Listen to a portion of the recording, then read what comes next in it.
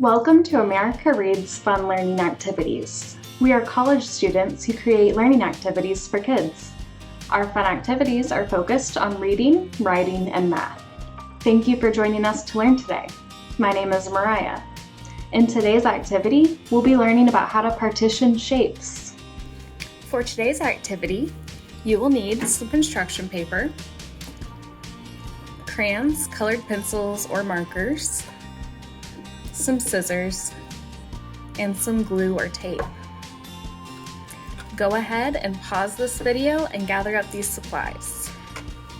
Now that we have all of our crafting supplies ready, we're going to start our activity by cutting out different shapes.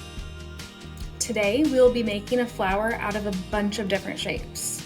It's going to end up looking a bit wacky, like maybe something you'd see from a Dr. Seuss story, but that's what makes it so fun. Here are the shapes that I cut out for my flower.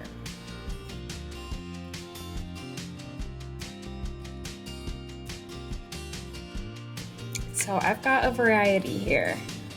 I made sure to make a lawn rectangle shape, and I'm going to use that for the stem.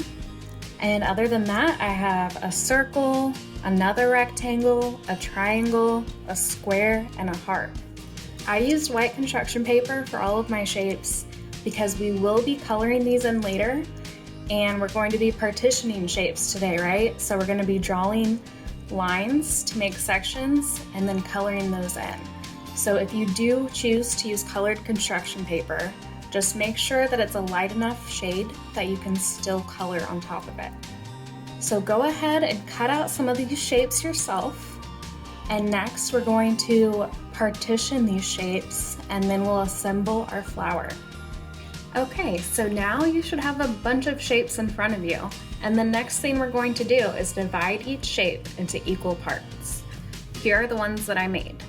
So I have my rectangle that I'm going to use as the stem, and I made a bunch of equal parts out of this one since it was so long. I have 8 equal parts because I drew 8 lines on this. With my heart, I drew a line in the middle to make 2 equal parts, and I did the same with this triangle. I drew a line in half, and I have 2 equal parts out of that one shape. With this square, I drew a line down in the middle, and I have 2 triangle shapes. I took this rectangle and drew 3 lines, so I have 3 equal shapes out of this rectangle. And with the circle, I made 4 equal sections. So go ahead and grab your colored pencil, marker, or crayon and divide each shape into equal parts.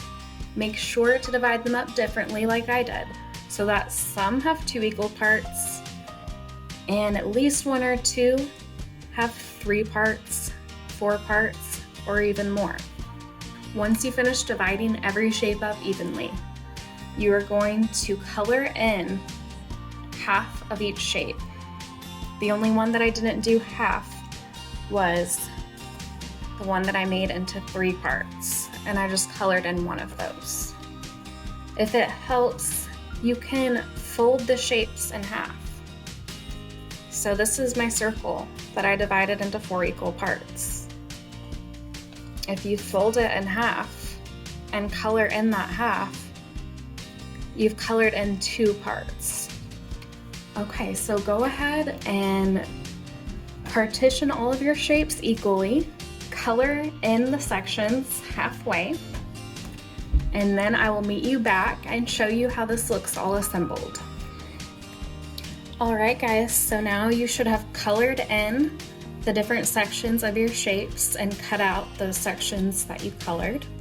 And before you put your flower together, I just wanted to show you how I did mine. And I told you it was going to look wacky, and it does. It definitely looks like it could be in Dr. Seuss.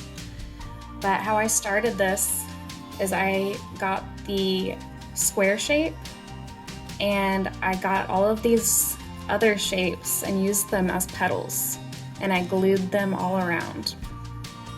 And the last thing I did was to glue this stem on the back.